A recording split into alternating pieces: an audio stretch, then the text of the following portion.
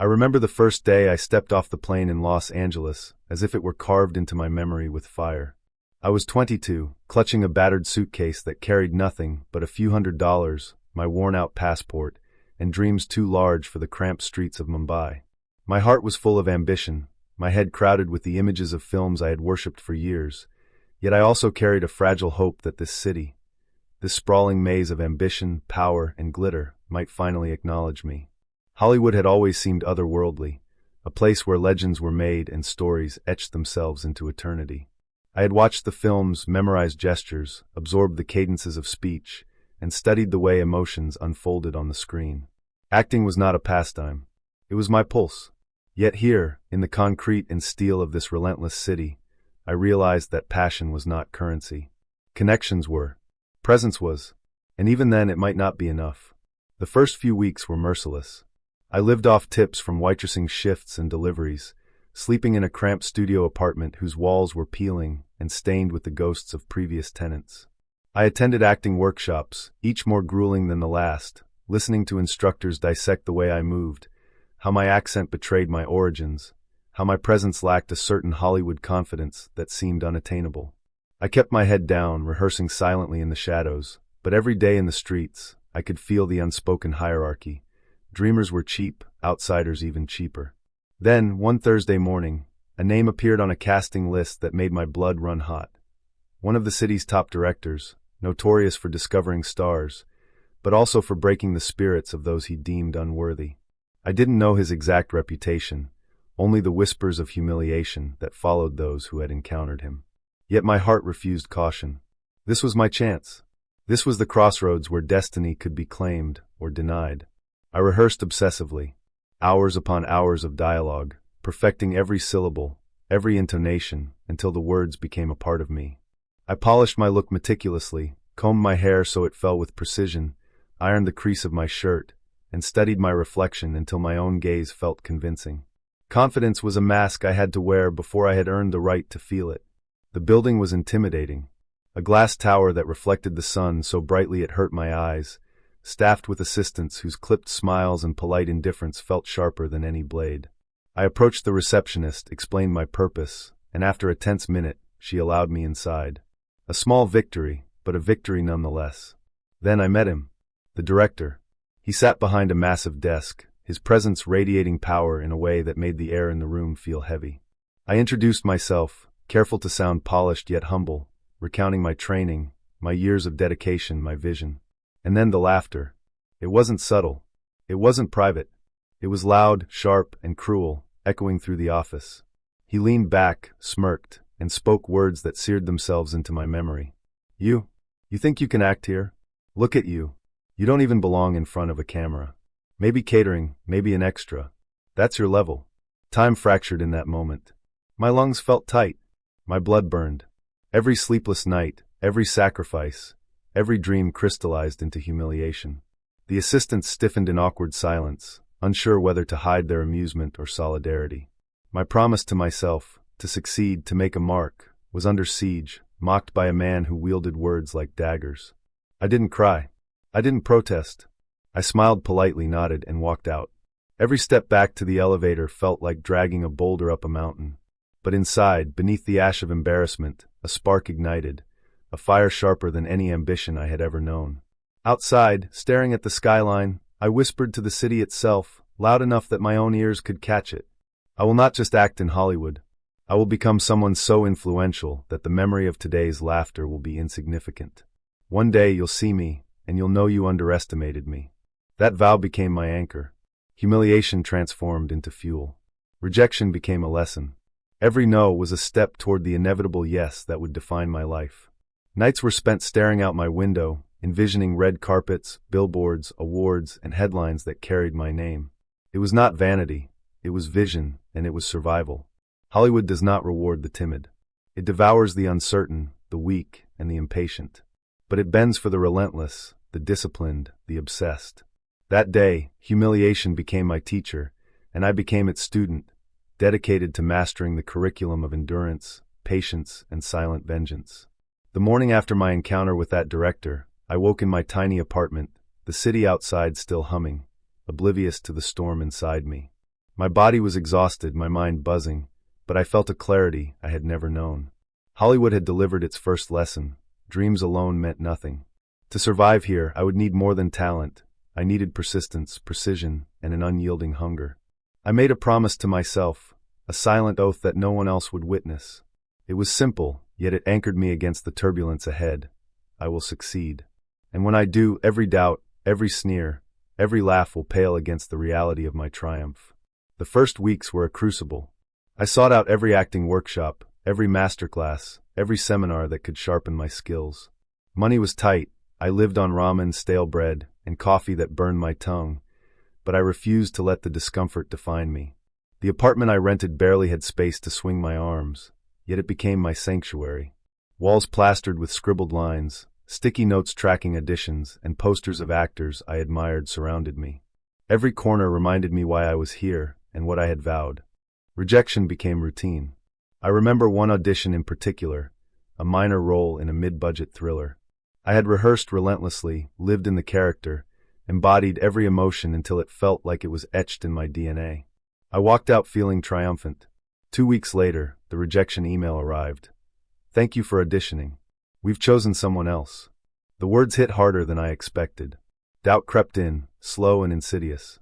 I could feel my chest tighten, my heartbeat accelerating, the familiar shadow of inadequacy threatening to overwhelm me.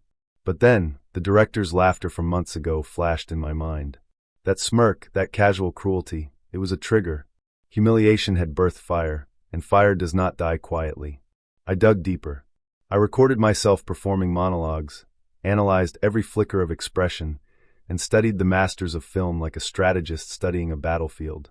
I experimented with posture, voice modulation, and timing. Every tiny gesture became deliberate. Every movement, every glance was practice for a moment that had not yet arrived but was inevitable. Survival in Hollywood demanded more than craft. It demanded endurance.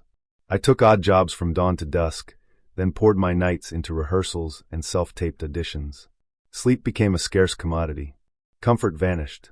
Friends faded into the background. My life condensed into a narrow tunnel.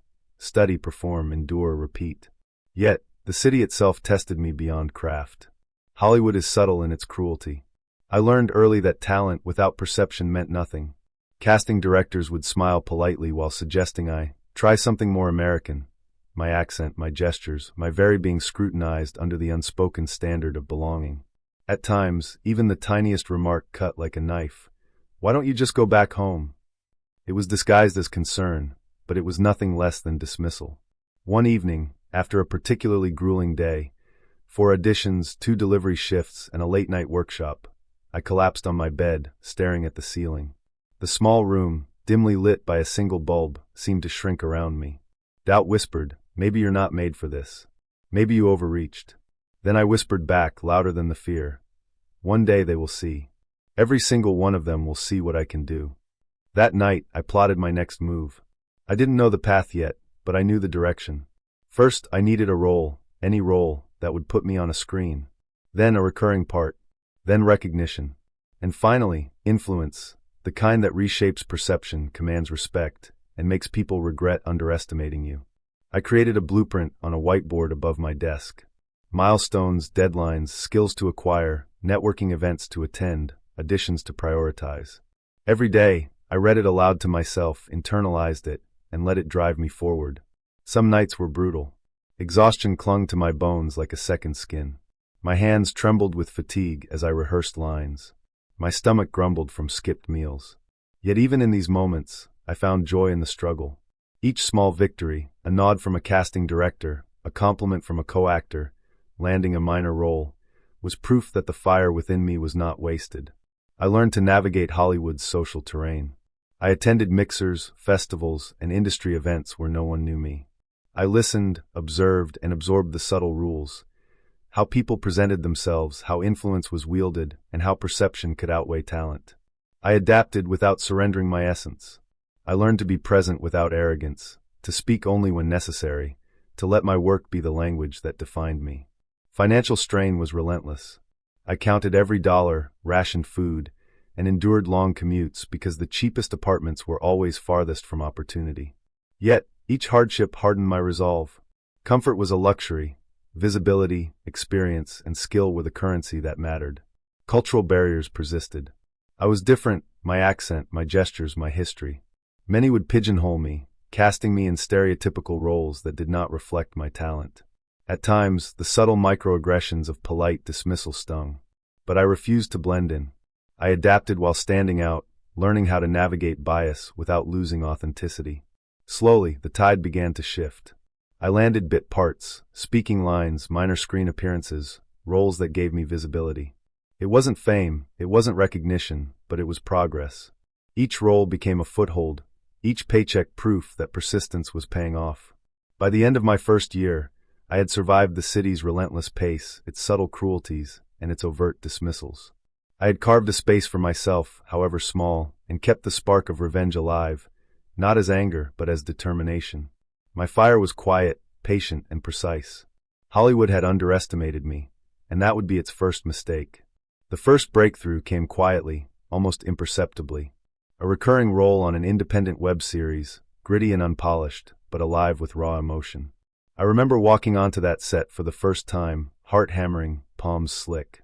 The city of my struggles, my humiliation, had brought me here, to a place that demanded every ounce of skill I had painstakingly honed in my tiny apartment. The crew didn't know me. The director didn't know me. But I knew myself. Every line I delivered, every subtle expression, every glance was deliberate. I had become a student of observation, a craftsman of nuance. And as the cameras rolled, something remarkable happened. I wasn't performing, I was inhabiting. I became the character, losing myself in a story that was no longer my struggle, but someone else's. Yet, in every scene, my own ambition pulsed beneath the surface, invisible to all but me. Reviews were modest, but one line in particular struck me like lightning. An actor with undeniable presence and depth, someone to watch in the future. It wasn't the adoration of fans or the applause of peers. It was recognition from the industry itself. For the first time, I felt the taste of validation from the very world that had once dismissed me. The roles started to trickle in, small but significant. A supporting character in a drama film, a guest appearance in a critically acclaimed TV series. Each role a stepping stone. Each paycheck a measure of survival and progress. I began to see the architecture of opportunity, small victories building toward something larger. I remember the night I landed a secondary role in a mid-budget action thriller. It wasn't the lead, but it was meaty, a morally complex sidekick whose decisions rippled across the narrative. I walked into the audition room with the precision of someone who had rehearsed every possible scenario. I delivered lines, gestures, and expressions with care, and for the first time, I sensed an energy in the room that had been absent in countless auditions before. They weren't just watching me, they were weighing me. 2 weeks later, the call came. I had the part.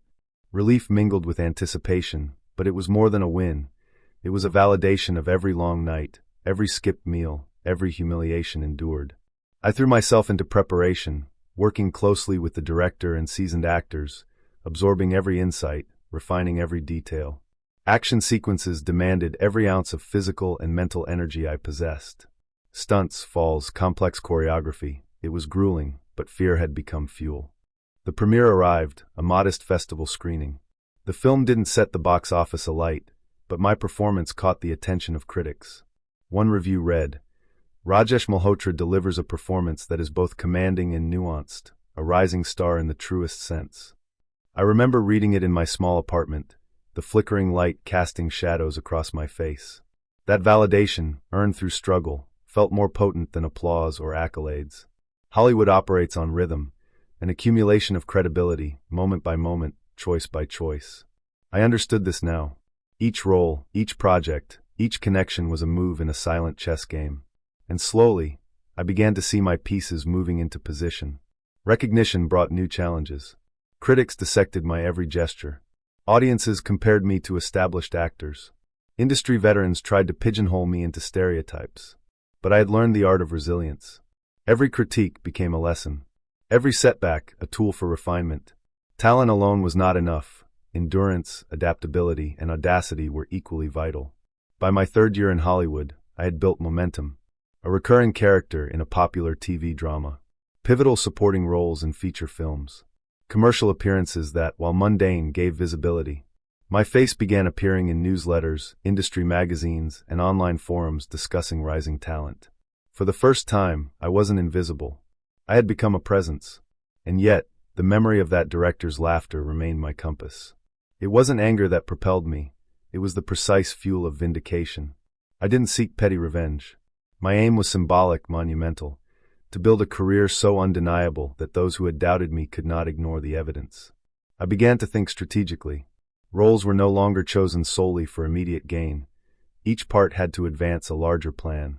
Prestige projects, challenging characters, collaborations with directors who could elevate my visibility. Every decision was a calculated step toward a greater influence. Financially, I began to stabilize. I saved, invested, and improved my working environment. High-quality cameras, sound equipment for self-taped auditions, a slightly larger apartment closer to the studios. Each small upgrade was deliberate, a tool to maintain consistency and professionalism. Preparation, visibility, and reputation became my currency. Recognition also demanded careful cultivation of my image. I worked with stylists, trainers, and coaches to refine posture, presence, and public persona. Every haircut, every outfit, every public appearance was intentional. I wanted the world to associate my name with excellence, credibility, and impact. By the end of this phase, I wasn't just surviving, I was advancing. Hollywood had shifted. Calls that were once ignored now came with interest. Directors, producers, and agents who had once dismissed me began to acknowledge my presence. Audiences responded not just to my roles, but to the authenticity, depth, and intensity one brought. I had become a rising star, and the chessboard of my career was steadily aligning in my favor. And all the while, that director, the one whose laughter had sparked a fire, remained the silent shadow in my mind. His judgment was no longer a wound, it was a benchmark. Every role I took, every scene I conquered, every recognition earned was a step toward a moment that didn't require confrontation, only undeniable evidence. My revenge was growing, silent but inevitable. By the time recognition began to settle around me, I realized that rising success alone was not enough. Talent could get you noticed, persistence could get you roles, but true impact demanded obsession. I wanted more than applause. I wanted influence, legacy, a name that commanded attention simply by being spoken. And I knew that achieving that required sacrifice. Every comfort, every distraction, every trivial attachment had to be set aside. My apartment, once a place to rest, became a laboratory. Scripts lay scattered across every surface. Sticky notes covered walls and mirrors, each containing notes about gestures, inflections, and subtle character beats. I rehearsed lines while cooking, while walking to auditions, while brushing my teeth. Every moment became an opportunity to sharpen my craft. Mornings began at 5 a.m., when the city was still wrapped in darkness. I would run through scenes aloud, my voice echoing in empty streets. The chill of the air bit at my skin, but it reminded me that discomfort was a tool, not an obstacle. By 7 a.m., I was at a voice coach, refining accent, pronunciation, and tonal subtlety. Late mornings and afternoons were for workshops and physical conditioning, stamina, posture, martial arts movements, gestures that would lend credibility and presence to my performances. Networking consumed me next. I would attend events, often alone, armed not with charm but preparation. I listened, observed, memorized faces, names, and habits. I understood the invisible currents of Hollywood, the favors, the alliances, the politics. I didn't waste time trying to impress. I let my work and focus make my impression. I sacrificed sleep, meals, relationships. Friends became distant. Family calls were brief, hurried. Romantic attachments were impossible. I once received an invitation to a wedding in India, an event I had dreamed of attending since childhood, but an audition opportunity demanded my presence. I chose work. I chose obsession. My life became a tunnel, illuminated only by the vision of the success and quiet revenge I had promised myself years ago. Even leisure became structured. Films, which once inspired me in my youth, were now study materials. I dissected performances, frame by frame, noting how actors conveyed emotion through the slightest twitch, how silence could speak louder than words. I analyzed every award-winning role, every subtle nuance, every facial expression. I absorbed everything, filing it away like ammunition for the battles to come. Financial discipline became obsession too. I saved rigorously, invested carefully, and upgraded my environment to optimize performance. A better apartment, professional lighting for auditions, sound equipment for self-tapes. I left nothing to chance. Preparation became my currency, and the meticulousness of my routines became armor against the unpredictability of Hollywood. But obsession is a double-edged sword. Nights became endless. Body and mind ached constantly. Sleep came in snatches. My reflection grew haggard, eyes sunken, jaw clenched. I wondered at times if the pursuit of greatness required this level of self-erasure. But then I would recall the laughter, the smirk, the casual cruelty of that director from years ago. Every ounce of discomfort became fuel. I wasn't suffering. I was constructing a monument of self-made triumph. And as obsession sharpened, strategy evolved. I studied projects, scripts, and production trends with the precision of a chess grandmaster. Roles were no longer chosen for immediate gain. They were carefully measured for long-term impact. Independent films that might earn critical acclaim, collaborations with directors known for elevating actors, projects with the potential to reach international audiences. Every move was deliberate. My image, too, became a weapon. Every haircut, outfit, social media post, public appearance was intentional. I cultivated presence and gravitas, a quiet charisma that drew attention without overt display. I wanted people to associate my name with excellence, determination, and inevitability. My reputation became as strategic as my performances. The sacrifices, though, were real and sometimes agonizing. I missed family milestones, weddings, birthdays.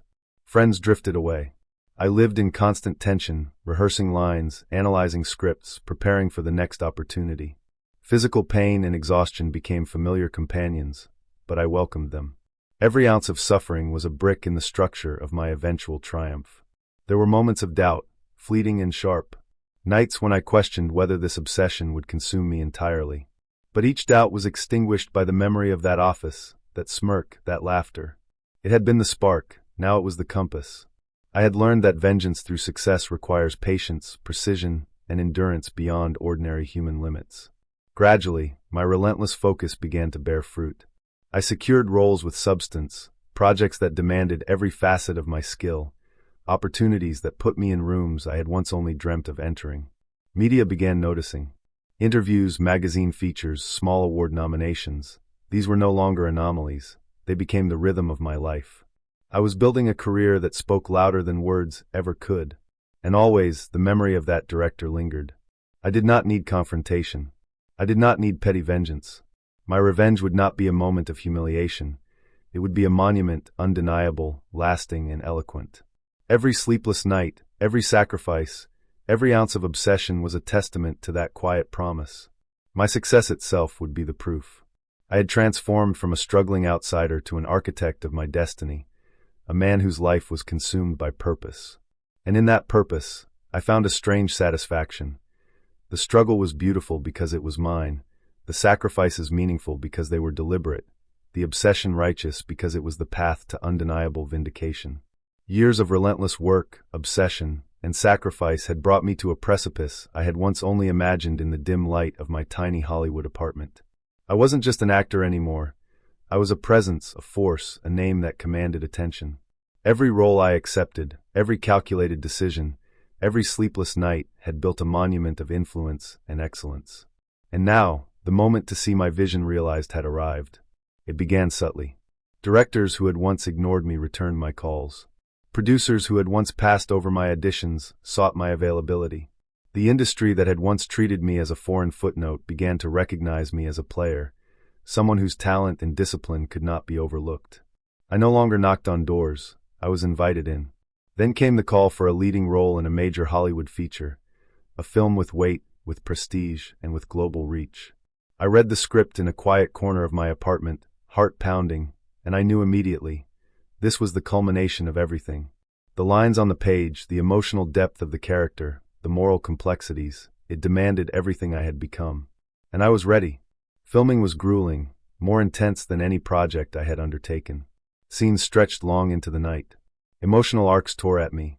I became the character, not just acting, but inhabiting, living, breathing, feeling every heartbeat, every doubt, every fear. Co-stars and crew noticed the intensity, the meticulous preparation, the absolute presence I carried into every frame. I was no longer a student or outsider. I was a master of my craft, finally wielding it in full. Premiere night arrived, and the energy in the theater was electric. Critics, industry insiders, and audiences alike were riveted. When the lights dimmed and the opening credits rolled, I felt a calm certainty. This was my moment. And the reception was beyond my wildest dreams. Praise poured in, reviews that spoke of nuance, depth, and presence, nominations for awards that had once seemed impossible, social media buzz that hailed a rising star, recognition not just for talent, but for the unrelenting dedication that had carved the path to this stage. I remember the first time I saw him, the director who had laughed at me years ago. It was a chance encounter at an awards ceremony. He looked at me, and for the briefest moment, the smirk vanished. His eyes widened, not with recognition alone, but with something I hadn't anticipated, acknowledgement. Silent, subtle, but unmistakable. He understood in that instant that the foreign actor he had dismissed was now a force he could no longer ignore. I didn't approach him. I didn't gloat. My revenge wasn't about confrontation. My revenge had been built silently, meticulously, and the proof stood taller than words. My work, my recognition, my presence. My career itself was a statement, a monument, a quiet roar that could not be denied. And that finally felt complete. Success, however, wasn't the only reward. With influence came responsibility. I began to mentor young actors from diverse backgrounds, offering opportunities to those who, like me, had been overlooked or underestimated. I produced films that told stories outside the Hollywood mainstream, championing narratives that had long been ignored. I used the platform I had fought to earn to open doors for others, to ensure that the struggles I had endured could serve as a foundation for someone else's ascent. I also learned a profound truth along the way. Revenge, when forged through achievement, carries a power far greater than any confrontation. It doesn't humiliate, it transforms. It doesn't diminish, it elevates. The director's laughter no longer haunted me. It had lit the fire that made everything possible. Every rejection, every slight, every bitter word had been absorbed, transformed, and redirected toward creation, not destruction. Years later, when I stand on red carpets, accept awards, and watch audiences connect with characters I've brought to life, I feel a quiet satisfaction that no moment of petty retaliation could have delivered. My journey had taught me that true power lies in persistence, strategy, skill, and integrity. Success, earned with obsession and sacrifice, becomes more than recognition. It becomes a legacy. And that legacy, I realized, was the ultimate triumph. I had begun as a young man from Mumbai, laughed at in a sleek Hollywood office, dismissed as inconsequential. I had become a name remembered, respected, and influential. The revenge was complete, not in words or actions, but in transformation. I had not just survived, I had flourished.